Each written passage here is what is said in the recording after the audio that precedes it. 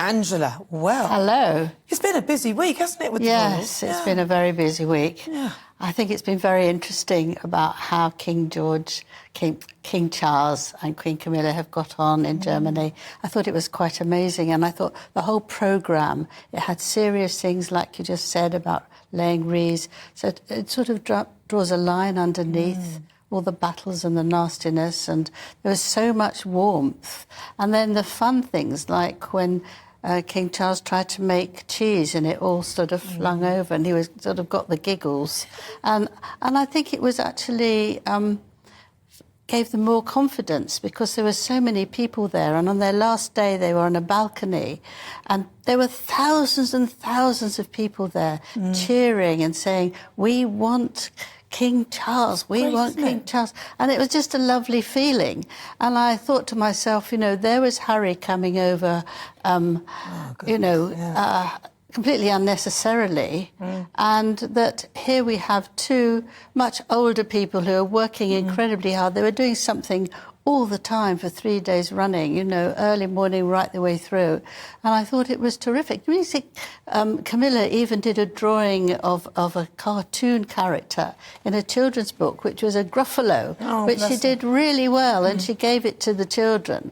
And I thought, you know, she's very natural. Well, they would have loved that, wouldn't they? Could you imagine that? You keep that, wouldn't you? And then years and years later you say, in fact, it'd probably be worth something. Yeah, they'll put it in a frame or something. Yeah. And the artist who had done the original one was there, and he really liked it. So it was really touching. So the whole thing, I thought, was wonderful, and all those cheers and people standing for hours in the rain. And I thought, you know, people are so wrong to say he's not up to the job. Oh, he's doing a great job. And if you compare that to France, where there is not a monarchy and everything's run riot, what would you rather have? Well, a monarchy or... This is a better option, and you've seen the politicians. I don't fancy any more of those. But what about Prince Harry, though? Because he's suing the Daily Mail. He's on his... sick and tired of these two. Well, what's very interesting is that he came over, but very strangely didn't let the government know he was coming, so they could provide protection. He didn't ask for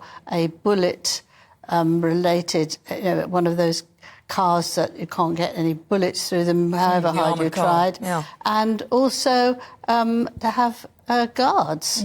So I thought to myself, I can't really believe he's come over here, because he said he was supporting the other celebrities who were also making a bid to get rid of all newspapers they don't like, really.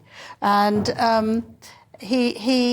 that didn't make sense to me, because he could have done it all by Zoom without coming over and actually, 5,000 miles in a private jet when he cares so much about the air quality. And I decided that it was really to show up his father and prove that he could get on the front pages where his father and stepmother would be in the middle. But of course they weren't there, because the Paris trip was cancelled because of all the riots. And I thought, well, it's a trial run to see if he can get back, if he gets back into America or not. But Meghan's also doing something with the courts. She won her case against her sister. Well, it seems to be that she won, but then there's been an awful lot of kerfuffle this afternoon saying she didn't win.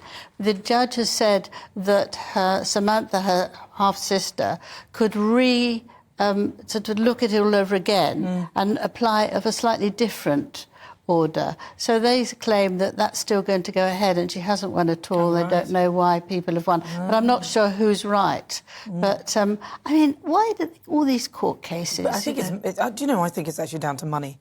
And they want money. I think they've realised that their real value is their stock price is falling. And they need to get money, and they need to do it now. Well, they live so high standard, they actually could do a little bit less of that, I think we all have to learn to live within our means. Yes, exactly. And they're not doing that. And I think that's a terrible thing to do, to attack all sorts of other people so that you can make money out of it. And what about Joe Shocking. Biden now? Because he's not coming, but he said it's not a snub. Is that customary? Do they normally go? There was no USA president in 1953 when the Queen had her coronation. It's not expected. I think he also was quite grumpy where he was seating last time for the Jubilee. Really? Yes, Why he was did you quite say cross. that? But other people say that he likes Harry and Meghan so much he doesn't want to come. But I don't think that can be true because he's going to be sending his wife Jill, who gets on very well with Harry. So she will probably be there. I think it's quite highly regarded that she will come. But, you know, it's difficult, isn't it? There's only 2,000 people that can now get squashed in. And that was 8,000 before. So we'll have to wait and see. But he definitely won't come. I think they also don't want an 80-year-old man to come. And he's also going to Ireland the following month. So it's a long journey. And also, I don't think he's that well, really. I mean, from his performance and all the things he's done.